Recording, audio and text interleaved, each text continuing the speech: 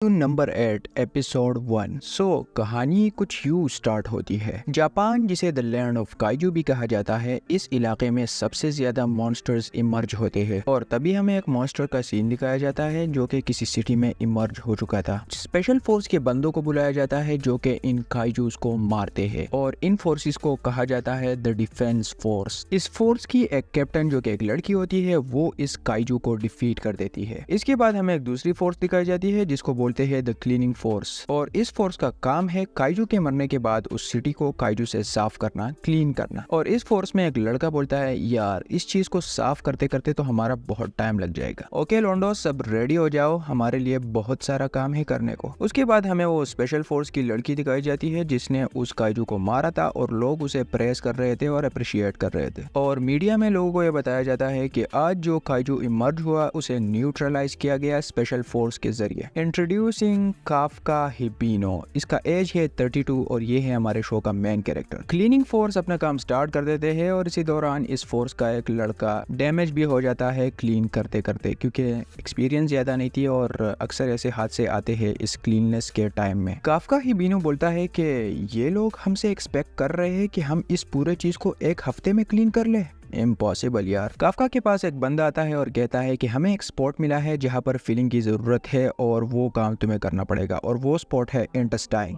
ये सुनकर Kafka shock हो जाता है क्योंकि तुम लोगों ने ऑलरेडी गेस किया होगा, इंटेस्टाइन सबसे बुरी जगह होती है काम करने में और वो बहुत ही ज्यादा ग्रॉस होती है। पर काफका के साथ दूसरी चॉइस नहीं होती और वो वहाँ पर क्लीनिंग स्टार्ट कर देता है। काम खत्म करने के बाद काफका घर जाता है और उस काम की वजह से उससे बहुत गंदी बू निकलती है। और उसके बाद वो टीवी पर आज की न्यूज देखता है जिसमें उसे वो लड़की दिखाई जाती है जिसने आज के उस काइजू को मारा था। और वो टीवी वाले इस लड़की के बहुत तारीफ स्टार्ट कर देते हैं कि कैसे इसने छोटी उम्र में इतने बड़े अचीवमेंट हासिल की है और ये शायद आने वाले स्पेशल फोर्स की कैप्टन बन जाए। तभी काफका को अपने पास्ट का एक सीन याद आता है और उस सीन में इसके साथ एक लड़की खड़ी होती है। शायद यही लड़की वो स्पेशल फोर्स की लड़की है। मेरे ख्याल से ये काफका को रिलेटेड है। और काफका बोलता है, यार मैं इस पोस्ट और जॉब में कैसे फंस गया, अब क्या करूँ। लेकिन वेट, क्लीन अप भी एक इम्पोर्टेंट सर्विस है ना। हम जगह को साफ कर रहे हैं, हम भी तो फायदा कर रहे हैं। हमें खाना मिल रहा है, अच्छी जिंदगी मिल रही है, एक बेड मिल रहा है, रूम मिल रहा है, तो हमें और क्या चाहिए। अगले दिन काफका अपनी क्लीनिंग कंपनी जाता है और आज इनके कंपनी में एक नया रिक्रूट लड़का आता है। इसका नाम है रिनो इचिकावा और इसकी एज है 18। और हमें ये बताया जाता है कि ये लड़का भी डिफेंस फोर्स को ज्वाइन करना चाहता है, पर अभी के लिए ये नहीं कर पाएगा, इस वजह से ये क्लीनिंग फोर्स में शामिल हो गया। काफका का दोस्त बोलता है कि इसने भी एक बार उस डिफेंस फोर्स को ज्वाइन करने की कोशिश की थी लेकिन ये ऐसा नहीं कर पाया और ये अब हमारे साथ स्टक फंस गया है। काफका बोलते हैं, यार मुझे इस बच्चे के सामने ऑकवर्ड ना करो। और वो नया लड़का बोलता है, सर पर क्यों, आपने डिफेंस फोर्स को क्यों छोड़ा। वेल देखो बच्चे, कंपटीशन बहुत ज्यादा थी और चीजें बहुत मुश्किल थी, तो हाँ मेरा फिर दिल नहीं किया और मैंने उस जगह को छोड़। तो तुम तो अभी नहीं समझोगे लेकिन तुम जब मेरी एज में पहुंच जाओ तो तुम सब कुछ समझ पाओगे। और वो लड़का बोलता है, नहीं सर, मैं गिव अप करने वालों में से नहीं हूँ और मैं कभी नहीं समझूंगा कि आपने गिव अप क्यों किया, और मैं डिफेंस फोर्स में शामिल होके ही रहूंगा। और ये सुनने पर काफका थोड़ा सा अनॉय हो जाता है। अगले दिन काफका की टीम दोबारा से उस काइजू को क्लीन करने के लिए जाती है और इस बार इस नए रिक्रूट को काफका के साथ मिलाकर दोबारा इन लोगों को इंटेस्टाइन का काम दिया जाता है कि तुम लोग जाकर इंटेस्टाइन साफ करो। इंटेस्टाइन में काम करने के बाद ये लड़का बहुत ही ज्यादा ग्रॉस फील करता है क्योंकि यार वहाँ पर बदबू ही इतनी होती है, और अपने साथ लंच भी लाया होता है पर ये लड़का उसे नहीं खाता क्योंकि उस स्मेल की वजह से ये कुछ नहीं कर पा रहा था। काफका उसे कुछ प्लगइन्स देता है और कहता है, देखो अगर तुम्हें काम करना है तो तुम्हें कुछ ना कुछ तो खाना पड़ेगा, और वो उसे बाय फोर्स खाना देता है। काम खत्म हो जाता है और ये मेंबर्स वापस घर जाने लगता है। काफका बोलता है, सही है यार, मैं भी आ रहा हूँ। इचिका काफका के पास आता है और कहता है, सर थैंक यू, आपकी वजह से मैं आज अपना पहला दिन कंप्लीट कर पाया, आपने मुझे खाना दिया तो उसके लिए थैंक यू। हाँ बस यही सर, सी यू अराउंड। और हाँ एक दूसरी चीज, एसोसिएशन ने डिफेंस फोर्स में ज्वाइन होने के लिए एज 33 तक बढ़ा दी है, तो हाँ अगर तुम दोबारा ट्राई करना चाहते हो और उसे ज्वाइन करना चाहते हो तो प्लीज ट्राई करना। मेरा तो इसमें कोई काम नहीं है लेकिन फिर भी मैं तुम्हें बस ये सजेशन देना चाहता था। ओके बाय, सी या। इचिकावा, थैंक्स यार, तुम बहुत अच्छे लड़के हो पर ऐसे दिखते नहीं हो। और तभी इचिकावा के पीछे एक मॉन्स्टर अपीयर हो जाता है। क्या ये इचिकावा को खा पाएगा? नहीं, हमारा काफका उसे बचा लेता है। For the moment. ये होता है एक योजू, ये काइजू से छोटे होते हैं और काइजू के मरने के बाद अपीयर होते हैं। काफका इचिका से बोलता है देखो बच्चे, तुम यहाँ से निकलो और किसी स्टाफ को बुलाओ ताकि वो इस चीज को डिफीट कर सके, तभी के लिए मैं कुछ टाइम बाय करता हूँ। बट सर तुम अकेले होंगे, अपना मुंह बंद करो और यहाँ से निकलो, क्योंकि तुम एक डिफेंस फोर्स में शामिल होना चाहते हो और मैं तुम्हारे इस ड्रीम को तोड़ने नहीं दूंगा, तो निकलो यहाँ से और अपनी जान बचाओ। इचिका अपना हेड डाउन करता है और जाने लगता है। हमारा काफका इस बड़े मॉन्स्टर को फेस कर रहा है और कहता है आई एम कम्प्लीटली स्क्रूड, मैं मरने वाला हूँ। तभी काफका को अपने पास्ट की कुछ यादें दोबारा से आती है, जिसमें इसके साथ एक लड़की खड़ी होती है। वो लड़की कहती है कि इन काइजूस ने हमारे घरों को और सब चीजों को जला दिया। वो लड़की और काफका दोनों मिलकर बोलते हैं जब मैं बड़ी होंगी तो मैं डिफेंस फोर्स को ज्वाइन करूंगी। और तभी एक दूसरे को शॉकिंगली देखती है, क्या तुम डिफेंस फोर्स को ज्वाइन करोगी? पर तुम तो बच्ची हो और तुम कहाँ से बड़े हो, तुम तो भी स्कूल जाते हो। ओके देन, चलो हम दोनों देखते हैं कि हम दोनों में से कौन ज्यादा कूलर ऑफिसर बनता है डिफेंस फोर्स में। सीन प्रिजन को शिफ्ट होता है और वो मॉन्स्टर काफका को काफी डैमेज देता है, उसकी टांग भी उसने तोड़ दी है। काफका बोलता है it was not supposed to end up this way. वो मॉन्स्टर काफका की तरफ देख रहा है और तभी इचिका दोबारा से आता है और उसे हेड पर मारता है। इचिका, पर तुम दोबारा क्यों आए? सर मैंने अलर्ट भेज दी है और अगर मैंने तुम्हें यहाँ पर छोड़ा तो मैं कभी भी डिफेंस फोर्स को ज्वाइन नहीं कर पाऊंगा। काफका को रिग्रेट फील होने लगता है, कहता है डैम इट यार, मैं कभी भी चेंज नहीं हो पाया, मैं किसी भी चीज को प्रोटेक्ट नहीं कर सका अपनी जिंदगी में और अब मेरी वजह से ये नया बच्चा भी मरने वाला है। और तभी ब्लैम ब्लैम ब्लैम उस मॉन्स्टर में हर जगह छेद हो जाते हैं और वो मर जाता है। और उसी सीन में जापान की डिफेंस फोर्स रेस्क्यू के लिए आ जाती है। कैप्टन मीना आशिरो, इसने हमारे काफका को बचा लिया और ये बोलती है कि तुम लोग इन वांटेड लोगों को देख लो और हम इस जगह में और यूजू को ढूंढते हैं ताकि वो किसी और को डैमेज ना पहुंचा सके। के बाद काफका को हॉस्पिटल में एडमिट किया जाता है। हॉस्पिटल में इचिका और काफका लेटे होते हैं और काफका सोचता है कि मैं मीना के लेवल में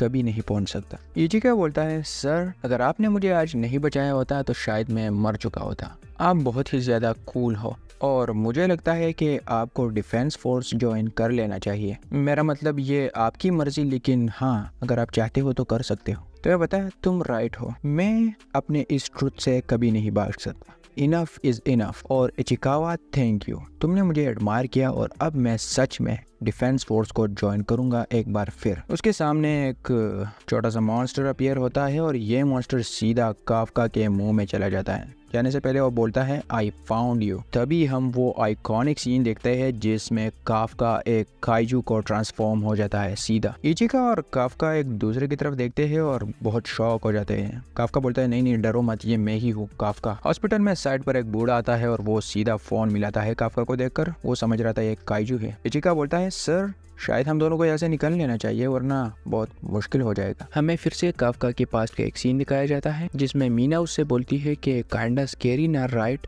जब लोग उन काइजूस से लड़ते हैं जो कि हमसे 10x टाइम बड़े हैं। तो काफका उसे बताता है कि नहीं तुम टेंशन मत लो क्योंकि मैं हमेशा तुम्हारे साथ रहूंगा। और सीन फिर प्रेजेंट को शिफ्ट होता है जिसमें मीना बोलती है कि लायर तुमने मुझसे झूठ बोला। उसके बाद मीना को एक फोन कॉल आता है जिसमें उसे बताया जाता है कि शहर में एक काइजू अपीयर हो गया है और हमें तुम्हारी जरूरत है। काफका दिखाया जाता है जो कि बहुत टेरिफाई है और कहता है कि यार ये मेरे साथ क्या हो गया है। इचिकावा मेरी तरफ देखो, ये मैं ही हूँ, तुम्हें मुझसे डरने की कोई जरूरत नहीं। सॉरी सर बट आप बहुत डरावने दिख रहे हो। सर वो बूढ़ी औरत आपसे बहुत डर रही है, तुम्हें कुछ करना पड़ेगा। सर स्माइल करो, स्माइल शायद से वो ठीक हो जाए। और जब काफका स्माइल करने की कोशिश करता है तो वो और भी ज्यादा टेरिफाइंग दिखता है जिससे वो बूढ़ी औरत नीचे गिर जाती है। वो उसके पास आता है और कहता है हे बूढ़ी क्या तुम ठीक हो। और जब काफका उस दीवार पर हाथ रखता है तो वो पूरी टूट जाती है। बंदे को इतना स्ट्रेंथ मिला है और वो शॉकिंगली बोलता है क्या ये मैंने किया है? यार मैं तो सच में काइजू बन गया। इचिका बोलता है हाँ सर आप काइजू बन गए हैं और हमें यहाँ से निकलना चाहिए। इस शोर शराबे से उस हॉस्पिटल के लोग उठ जाते हैं और काफका डिसाइड करता है कि हमें यहाँ से निकल लेना चाहिए। और वो बहुत पावर से उस खिड़की को तोड़ता है। तोड़ना नहीं चाहता पर उसकी पावर की वजह से टूट जाती है और वो लोग वहाँ से निकल पड़ते हैं। सिटी के लोगों को इन्फॉर्म किया जाता है कि तुम्हारी सिटी में एक छोटा सा काइजू अपीयर हुआ है तो लिहाजा अपनी जगह से इवैक्यूएट करें। सर आप तो काइजू बन गए हैं पर मुझे सच में ये श्योर करना है कि आप रियल हो या नहीं, क्योंकि आपकी ये करंट स्टेट देखकर मैं बहुत ज्यादा कंफ्यूज हो गया हूँ। काफका इचिकावा से पूछता है कि अब जब मैं इस बॉडी में हूँ तो क्या मैं डिफेंस फोर्स को ज्वाइन कर सकता हूँ? तो उसे बताता है कि सर बिल्कुल नहीं,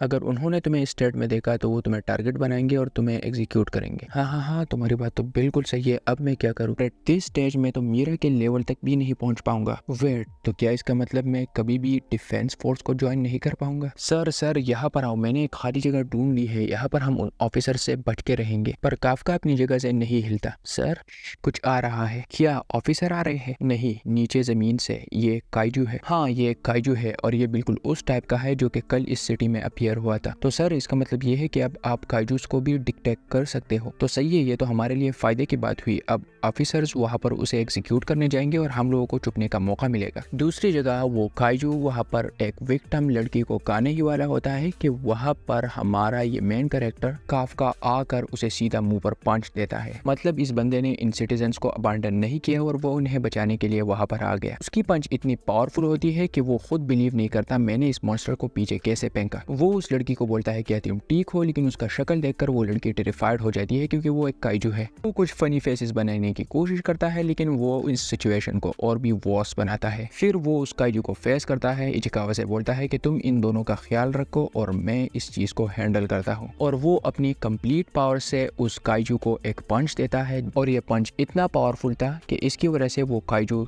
ज़ेरे ज़ेरे हो जाता है, टुकड़े टुकड़े हो जाता है। अपने इस पावरफुल पंच को देखकर काफका बोलता है कि ये पंच कभी भी ह्यूमन को नहीं मिलना चाहिए, क्योंकि अगर ये एक काइजू के साथ इतना बुरा काम कर सकता है तो ह्यूमन को और भी ज्यादा पेन देगा। वो फिर उस लड़की की तरफ देखता है और कहता है कि अब टाइम है तुम लोगों को हॉस्पिटल की तरफ ले जाने का, लेकिन वो लड़की अब भी उससे थोड़ी डरी हुई है। तो वो उसके नजदीक आता है और उससे कहता है कि तुम्हारे साथ जो ये यंग मैन है ये तुम दोनों की मदद करेगा और तुम्हें किसी सेफ जगह ले जाएगा। जैसे ही काफका वहां से जाने लगता है उसे अपने और मीरा के पास्ट के कुछ फ्लैशबैक्स याद आते हैं और वो इचिकावा को बोलता है कि मैं यहाँ से जाने वाला नहीं हूँ और इस बॉडी का यूज करके मैं मीरा के लेवल तक पहुंचूंगा। तो गाइस आज के लिए सिर्फ इतना ही, मिलता हूँ आप लोगों के साथ नेक्स्ट एपिसोड में, तब तक के लिए बाय बाय।